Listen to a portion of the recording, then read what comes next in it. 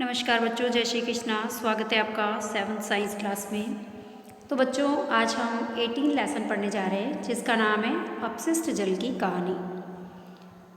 बच्चों, इस लेसन के अंदर हम अपशिष्ट जल क्या है इसके बारे में पढ़ेंगे और वाहित मल के बारे में पढ़ेंगे और जल का शोधन किस प्रकार से होता है इसके बारे में भी हम पढ़ेंगे और अपशिष्ट जल उपचार संयंत्र के बारे में भी हम पढ़ेंगे और जल को किस प्रकार से शुद्ध किया जा सकता है इसके बारे में भी पढ़ेंगे।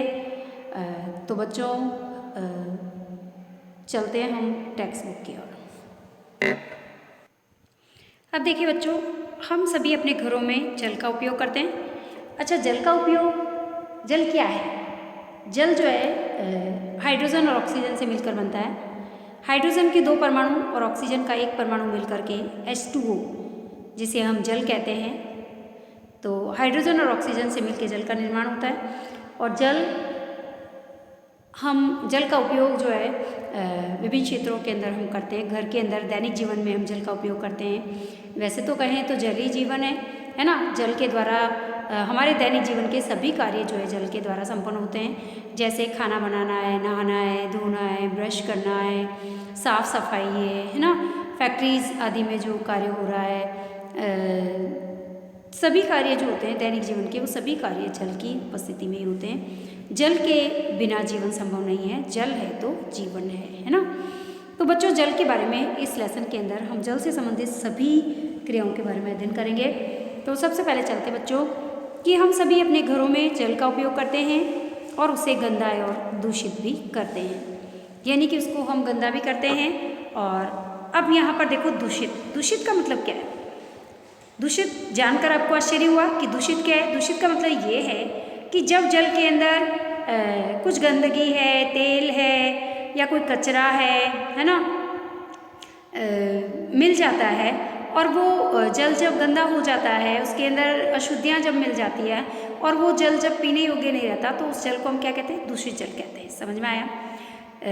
ऐसा जल जो झाग से भरपूर हो, तेल से मिश्रित हो, काले भूरे रंग का जल हो, है ना, जो सिंक में, शौचालय में या लॉन्ड्री आदि की नालियों में जाता है, उस जल को हम क्या कहते हैं? अपशिष्ट जल कहते हैं। समझ में आया? तो पहला ही प्रश्न यहीं पर बनता है कि अपशिष्ट जल किसे कहते हैं, है ना। तो ऐसा जल जिसमें झाग हो, तेल हो, काले भूरे रंग का जल हो, है ना, और जो सिंक से निकल रहा है, सिंक की नालियों से निकलता है, शौचालय की नालियों से निकलता है ना, या टॉयलेट की नाली से निकलता है और या फिर लॉन्ड्री की नालियों से निकलता है। तो ये जो जल गंदा जल होता है जिसके अंदर विभिन्न प्रकार की अशुद्धियाँ मिली होती है, तो ये जल क्या कहलाता है? दूषित जल कहलाता है। इसी को हम अपशिष्ट जल भी कहते हैं। तो इस प्रकार के कार्यों में प्रयुक्त जल को व्यर्थ नहीं जाने देना चाहिए। ये जो हमें अपशिष्ट जल प्राप्त हो रहा है, इस अपशिष्ट जल को, यानी ये जो जल सिंक से निकलता है, शौचालय से निकलता है, लॉन्ड्री से निकलता है, नालियों से जो निकलता है, ये जो जल होता है, इस जल को भी वापस हम शुद्धिकरण करके और पुनः इसका उपयोग कर सकते हैं। इनको व्यर्थ नहीं जाने देना चाहिए। हमें ऐसे जल से दूषित पदार्थों को हटाकर उसे स्वच्छ कर लेना चाहिए। यानी कि इस जल को हम क्या कर सकते हैं? फिल्टर कर सकते हैं, इसमें अशुद्धियों को निकाल सकते हैं, विभिन्न प्रकार के रासायनिक पदार्थों का उपयोग करके और इस जल को शुद्ध बना सकते हैं और फिर पुनः इसका उपयोग कर सकते हैं। तो बच्चों, हम इस लेसन के अंदर यही पढ़ेंगे कि अपशिष्ट जल कहाँ से आता है, कहाँ जाता है और किस प्रकार से इसका शुद्धिकरण किया जाता है। इन सभी बातों के बारे में ही हम इस लेसन के अंदर अध्ययन करने वाले हैं। तो अभी हमने देखा कि अपशिष्ट जल किसे कहते हैं, समझ में आया आपको? चलते आगे। अब देखिए बच्चों, जल हमारी जीवन रेखा, मैंने अभी कहा था जल है तो जीवन है, यानी कि जल ही हमारी एक जीवन रेखा है। जल है तो हम जीवित हैं, जल नहीं है तो हमारा पृथ्वी के ऊपर जीवन संभव नहीं है। हम कहते हैं ना कि चंद्रमा पर जीवन संभव नहीं है। क्यों? क्योंकि चंद्रमा पर जल नहीं है, वायु नहीं है, ऑक्सीजन नहीं है ना। जबकि हमारे यहाँ पर पृथ्वी पर जीवन संभव क्यों है? क्योंकि यहाँ पर जल है, ऑक्सीजन है ना। तो जहाँ जल है वहीं पर जीवन होगा। तो स्वच्छ जल जो होता है मानव की मूलभूत आवश्यकता है। हमारी सबसे मेन जो आवश्यकता है ना, वो क्या है? जल के बिना हम जीवित नहीं रह सकते। हम अपने सभी कार्यों को जल से ही करते हैं। देखो, सुबह उठते हैं तो सबसे पहले उठते हैं, पानी चाहिए पीने के लिए, गुनगुना पानी पीते हैं सर्दी का मौसम है तो। फिर ब्रश करते हैं तो पानी चाहिए, नहाएं तो पानी चाहिए, है ना, सूर्य भगवान के जल चढ़ाएं तो पानी चाहिए, कपड़े धोएं तो पानी चाहिए, खाना बनाएं तो पानी चाहिए, सफाई करें तो पानी चाहिए। ऐसा कोई कार्य है जो बिना पानी के होता है? नहीं होता है। हम सभी कार्यों को किससे करते हैं? जल से ही करते हैं। तो हम कह सकते हैं कि जल क्या है? हमारी जीवन रेखा है ना। अब देखिए बच्चों, स्वच्छ जल के उपयोग, यानी कि स्वच्छ जल के क्या उपयोग है, हम कहाँ कहाँ स्वच्छ जल का उपयोग करते हैं। तो स्वच्छ जल का उपयोग हम पीने में करते हैं, खाना बनाने में करते हैं, है ना, और कई जगह करते हैं वैसे तो, कपड़े धोने में, नहाने में, सब्जियां धोने में, है ना, आटा लगाने में और साफ सफाई में, सभी जगह हम स्वच्छ जल का ही उपयोग करते हैं ना। तो हमें इस चार्ट को कंप्लीट करना है, आपको कॉपी के अंदर भी आपको ऐसा चार्ट बनाना है कि स्वच्छ जल जो है इसके क्या उपयोग है। हम और भी उपयोग यहाँ पर लिख सकते हैं, है ना, क्योंकि हमें तो बहुत सारे आते हैं, तो हम बता सकते हैं कि जल का उपयोग हम कहाँ कहाँ करते हैं। देखिए बच्चों, दुर्भाग्य से उपयोग के लिए उपयुक्त स्वच्छ जल सभी को उपलब्ध नहीं है। बिल्कुल सही है कि हमारे यहाँ पर अभी ऐसी परिस्थितियाँ हैं वर्तमान समय में कि सभी को जो है उपयुक्त और स्वच्छ जल जो है पर्याप्त मात्रा में नहीं मिल रहा है। एक रिपोर्ट के अनुसार 1 अरब से भी अधिक व्यक्तियों को सुरक्षित पेयजल उपलब्ध नहीं है। जब एनालिसिस किया जाता है तो एनालिसिस किए जाने पर यह मालूम चला है कि 1 अरब से भी अधिक व्यक्तियों को जो है सुरक्षित पेयजल उपलब्ध नहीं हो रहा है अभी वर्तमान समय में। और इसके कारण क्या है? इसका कारण ये है कि विश्व की जनसंख्या का एक बहुत बड़ा भाग जो है जल से संबंधित रोगों से पीड़ित रहता है। आया समझ में? तो इसी के कारण क्या हो रहा है, जब 1 अरब से भी अधिक व्यक्तियों को सुरक्षित जल नहीं मिल रहा है, पेयजल नहीं मिल रहा है, पीने के लिए जल नहीं मिल रहा है स्वच्छ, तो इसी कारण से हम कह सकते हैं कि हमारे विश्व की जनसंख्या का एक बहुत बड़ा भाग जो है जल से संबंधित रोगों से ही पीड़ित हो रहा है। यानी कि अशुद्ध जल को पीकर ही वो जो है सभी लोगों को कई प्रकार की बीमारियां हो रही है या फिर वो अस्वस्थ हो रहे हैं। जैसा कि हमने अध्याय 16 के अंदर पढ़ा था कि कई क्षेत्रों में लोगों को यहाँ तक कि बच्चों को स्वच्छ जल लाने के लिए कई किलोमीटर तक पैदल जाना पड़ता है। हमने देखा था कि पानी की बहुत कमी हो रही है। कई जगह जो है पानी 1 वीक से आता है, कई जगह 2 दिन से आता है, कई जगह 3 दिनों से आता है, और कई जगह तो मरुस्थल में ऐसी स्थिति है कि पानी है ही नहीं पेयजल, और बहुत कई किलोमीटर दूर पैदल चल के और फिर जो है वो पेयजल लेने के लिए, स्वच्छ पीने का पानी लेने के लिए जाना पड़ता है, और वहाँ पर भी लाइन लगानी पड़ती है ना। अब देखिए बच्चों, हमने अध्याय 16 के अंदर ये भी पढ़ा था कि जनसंख्या वृद्धि है, प्रदूषण है, औद्योगिक विकास है, कुप्रबंधन है, ये सभी ऐसे कारक हैं जिनके कारण जो है पेयजल की आपूर्ति जो है वो नहीं हो पा रही है प्रॉपर मात्रा में। यानी कि पीने वाला जो जल है, अलवणीय जल जो है, इसकी मात्रा निरंतर कम होती जा रही है। तो प्रश्न बनता है कि पेयजल या फिर अलवणीय जल या फिर ताज़ा जल, है ना, की कमी क्यों होती जा रही है, या इसकी आपूर्ति जो है कमी क्यों होती जा रही है? तो कमी इसलिए हो रही है, एक तो जनसंख्या वृद्धि के कारण, दूसरा प्रदूषण बढ़ता जा रहा है, तीसरा औद्योगिक विकास के कारण, और चौथा कुप्रबंधन होने के कारण। ये 4 कारण ऐसे हैं जिसके कारण अलवणीय जल यानी कि पीने योग्य जल की कमी होती जा रही है। अब देखिए, स्थिति की गंभीरता को समझते हुए यदि हम इस स्थिति की गंभीरता से समझें तो अब देखो, इसी के कारण जो है हमारी संयुक्त राष्ट्र संघ की जो जनरल असेंबली है उसने 2005 से 2015 के बीच की अवधि में 22 मार्च के दिन को जो है जल दिवस के रूप में घोषित किया, है ना। और 22 मार्च के दिन को हम जल दिवस के रूप में मनाते हैं, और इस दिन हम जल की बचत भी करते हैं। जल की बचत करने के लिए लोगों को मोटिवेट भी करते हैं, रैलियाँ निकालते हैं, और नाटक के द्वारा प्रदर्शन करके, और सभी बच्चों को भी सिखाते हैं, है ना, और घर घर जा कर के और जल बचाओ अभियान भी चलाते हैं, है ना। तो हम कह सकते हैं कि हमें जल की बचत करनी चाहिए, और जल दिवस 22 मार्च को मनाया जाता है। 22 मार्च 2005 से लेकर 2015 के बीच की अवधि को जो है जल के लिए, जल पर कार्य करने के लिए अंतर्राष्ट्रीय दशक के रूप में घोषित किया। किसने? संयुक्त राष्ट्र संघ की जनरल असेंबली ने। समझ में आया? तो प्रश्न आता है कि जल दिवस, विश्व जल दिवस कब मनाया जाता है? तो 22 मार्च के दिन मनाया जाता है। अच्छा, इस दशक में किए जाने वाले ये सभी जो प्रयास है, इनका उद्देश्य ये है कि हमको जनसंख्या वृद्धि को रोकना है ना, और उन्हें सुरक्षित पेयजल जिनको उपलब्ध नहीं हो रहा है उनको उपलब्ध कराना है। और ऐसा देखने में आता है कि इस उद्देश्य की प्राप्ति के लिए काफ़ी प्रयास भी किए गए हैं, लेकिन अभी तक काफ़ी कुछ बाकी है और प्रयास करने बाकी है। तो चलते हैं आगे। अब देखिए बच्चों, हम और किस तरीके से प्रयास कर सकते हैं, हम जल की सफाई कर सकते हैं। तो जल की सफाई करने का जो प्रक्रम है उसमें जल के स्रोतों में प्रवेश करने और उसको पुनः उपयोग में लेने से पहले उसमें से प्रदूषकों को अलग कर सकते हैं हम, है ना। जैसे फैक्ट्रियों से निकलने वाला जल है तो उसके अंदर विभिन्न प्रकार की अशुद्धियाँ, केमिकल्स वगैरह मिले हुए हैं। तो सबसे पहले उस जल को ठंडा करके उसमें से अशुद्धियों को बाहर निकाल के शुद्ध करके और फिर उस जल को हम जो है वो बाहर भेज सकते हैं, विभिन्न कार्यों के अंदर यूज़ कर सकते हैं। तो इस तरीके से हम जल की सफाई कर सकते हैं। तो अपशिष्ट जल उपचार का ये प्रक्रम सामान्य रूप से वाहित मल उपचार ही कहलाता है। इस प्रकार से अशुद्ध जल को शुद्ध करने का ये जो प्रक्रम होता है इसको हम वाहित मल उपचार संयंत्र भी कहते हैं, है ना। और ये विभिन्न चरणों के अंदर संपन्न होता है। ये वाहित मल उपचार संयंत्र जो है इसका जो सिस्टम है वो बहुत सारे चरणों से होकर गुजरता है, तभी जा कर के वाहित मल का जो है वो शुद्धिकरण होता है। अब देखो, जैसा कि आप चित्र में देख रहे हैं कि अंतर्राष्ट्रीय दशक जीवन के लिए जल का लोगो, ये लोगो बनाया है वाटर फॉर द लाइफ, है ना। 2005 से 2015 के बीच में 22 मार्च 2005 को जो है जीवन के लिए जल आवश्यक है, एक लोगो बनाया गया जो इस तरीके से बना हुआ था। देखिए, जल बचाओ, है ना, जल की एक एक बूंद हमें बचानी है। तो प्रश्न आता है, जल दिवस कब मनाया जाता है ना।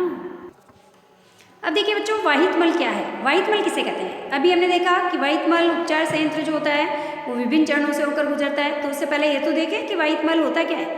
वाहित मल का मतलब ये है कि घरों से, उद्योगों से, अस्पतालों से, कार्यालयों से, है ना, और अन्य जितने भी उद्योग हैं वहाँ पर उपयोग में लेने के बाद जो जल प्रवाहित किया जाता है, वहाँ से बाहर निकलता है नालियों से, वो जल क्या कहलाता है, उसी को हम अपशिष्ट जल कहते हैं, है ना। और इसके अंदर जो है वर्षा जल भी सम्मिलित हो जाता है। तो तेज वर्षा के समय ये गलियों में बहता है और सड़कों और छतों से बहकर आने वाला वर्षा जल अपने साथ विभिन्न प्रकार के हानिकारक पदार्थों को भी ले आता है। और वाहित मल द्रव रूपी एक अपशिष्ट होता है, इसमें अधिकांश जल पाया जाता है, अधिकांश जो होता है इसके अंदर जल होता है और जल में घुले हुए विभिन्न प्रकार के निलंबित अवद्रव्य भी पाए जाते हैं। तो वाहित मल क्या है, हम परिभाषा दे सकते हैं कि वाहित मल जो है घरों, उद्योगों, अस्पतालों, कार्यालयों, है ना, में उपयोग के बाद विसर्जित किया जाने वाला जो जल होता है इसी को हम वाहित मल कहते हैं, है ना। और इसके अंदर जब वर्षा का जल और मिल जाता है और फिर ये गलियों में बहता है ना, सड़कों और छतों से बहा करके, और वर्षा जल के साथ जब हानिकारक विभिन्न प्रकार के पदार्थ भी इसमें मिल जाते हैं, तो यही वाहित मल कहलाता है। और वाहित मल जो होता है एक द्रव रूपी अपशिष्ट पदार्थ है ना। इसके अंदर, जल के अंदर विभिन्न प्रकार के अशुद्धियाँ जो है वो घुली रहती है, इसी को हम कहते हैं वाहित मल। अब देखिए बच्चों, अपने घर के आसपास या विद्यालय या सड़क पर किसी खुली नाली को देखेंगे तो उसमें बहने वाले जल का यदि हम निरीक्षण करें तो उसका रंग देखो कैसा होता है, ग्रे कलर का, भूरा, गंदा, है ना। इसकी गंध, बदबू आती है उसमें से, है ना। तो हम वाहित मल को रंग और गंध के द्वारा पहचान सकते हैं, है ना। तो बच्चों, अब हम जानते हैं कि वाहित मल एक जटिल मिश्रण होता है। अब हमें मालूम चल गया कि वाहित मल क्या है, एक ऐसा जटिल मिश्रण है जिसमें निलंबित ठोस भी होते हैं और इसमें कार्बनिक अशुद्धियाँ भी पाई जाती है, पोषक तत्व भी पाए जाते हैं, मृतजीवी भी होते हैं और रोग वाहक सूक्ष्म जीवाणु भी पाए जाते हैं और सूक्ष्म जीव भी इसमें पाए जाते हैं। इन्हीं को हम क्या कहते हैं सम्मिलित रूप से, वाहित मल। समझ में आया। अब देखिए, इन अशुद्धियों के कुछ उदाहरण यहाँ पर दे रखे हैं कि वाहित मल के अंदर किस किस प्रकार की अशुद्धियाँ जो है वो पाई जाती है। तो चलते हैं हम अशुद्धियों की ओर। देखिए बच्चों, वाहित मल में कुछ कार्बनिक अशुद्धियाँ होती है, कुछ अकार्बनिक अशुद्धियाँ होती हैं, कुछ पोषक तत्व भी पाए जाते हैं, कुछ जीवाणु भी होते हैं, कुछ अन्य सूक्ष्म जीव भी पाए जाते हैं। 4 प्रकार की अशुद्धियाँ होती है। अब कार्बनिक अशुद्धियों में क्या क्या पदार्थ होते हैं, क्या क्या घुले हुए हो सकते हैं। इसमें मानव का मल हो सकता है, जैविक अपशिष्ट हो सकते हैं, जीव जंतुओं के अपशिष्ट हो सकते हैं, तेल हो सकता है, यूरिया हो सकता है इसके अंदर, पीड़कनाशी हो सकते हैं, शाकनाशी हो सकते हैं, फल और सब्जी का कचरा हो सकता है इसके अंदर, है ना। और अकार्बनिक अशुद्धियों को यदि हम देखें तो इसके अंदर नाइट्रेट है, फास्फेट है, धातुएं हैं, फास्फोरस है ना, नाइट्रोजन युक्त पदार्थ है, ठीक है। जैसे और देखो जीवाणु भी इसके अंदर पाए जाते हैं, है ना। तो हैजा और टाइफाइड आदि जैसे रोग उत्पन्न करने वाले जीवाणु इसके अंदर पाए जाते हैं अपशिष्ट जल में, जैसे विब्रियो कोलेरा जो है और साल्मोनेला पैराटाइफी। ये एक अलग ही प्रकार के बैक्टीरिया हैं जो कि वाहित मल के अंदर जो है वो पाए जाते हैं, ठीक है। अब देखिए इसके अलावा कुछ अन्य सूक्ष्मजीव भी पाए जाते हैं जो कि विभिन्न प्रकार के रोग फैलाते हैं, जैसे पेचिस है ना, और भी कई प्रकार के प्रोटोजोआ से होने वाले रोग हैं, ये सब इनसे फैलते हैं। तो हम कह सकते हैं कि वाहित मल में 4 प्रकार की अशुद्धियाँ पाई जाती हैं, कार्बनिक अशुद्धियाँ, अकार्बनिक अशुद्धियाँ, पोषक तत्व और जीवाणु और सूक्ष्मजीव। अब देखो पोषक तत्व क्या है। पोषक तत्व में फास्फोरस और नाइट्रोजन युक्त पदार्थ होते हैं जो कि पौधों के लिए आवश्यक है ना, इसीलिए इनको पोषक तत्व रखा है ना। और शैवाल जो पानी के अंदर फैलते हैं, एल्गीज जो होते हैं, शैवाल जो होते हैं, स्पाइरो वगैरह, ये जो पानी के अंदर फैलते हैं तो उनके लिए भी नाइट्रोजन और फास्फेट जो होते हैं वो ज़्यादा फायदेमंद होते हैं ना, हाँ, लाभदायक होते हैं उनके लिए। तो हम कह सकते हैं पोषक तत्व है किन के लिए, शैवालों के लिए, है ना। तो ये अशुद्धियाँ थी वाहित मल की। अब देखिए बच्चों, जल शोधन एक घटनापूर्ण यात्रा है। घरों और सार्वजनिक भवनों को स्वच्छ जल की आपूर्ति सामान्यतया पाइपों के एक जाल के द्वारा होती है, बिल्कुल सही है। हमारे घरों के अंदर और जितने भी सार्वजनिक भवन हैं वहाँ जल की आपूर्ति किससे होती है, एक पाइपों के जाल के द्वारा ही होती है। और घरों से निकलने वाला जो जल है नालियों से, है ना, सिंक की नालियों से, ये जो जल होता है ये भी एक जाल के द्वारा ही जो है इकट्ठा होकर के और गांव के बाहर, हमारे शहर के बाहर बने एक बड़े टैंक के अंदर जाकर उत्सर्जित होता है। तो हम कह सकते हैं कि हमारे घरों में पहुंचने वाला जो जल है वो भी एक जाल तंत्र के रूप में ही जुड़ा रहता है, और हमारे घर से उत्सर्जित होने वाला जो जल है, गंदा जो जल है, वो भी एक जाल के द्वारा ही जो है सीवर्स वगैरह में जाता है ना।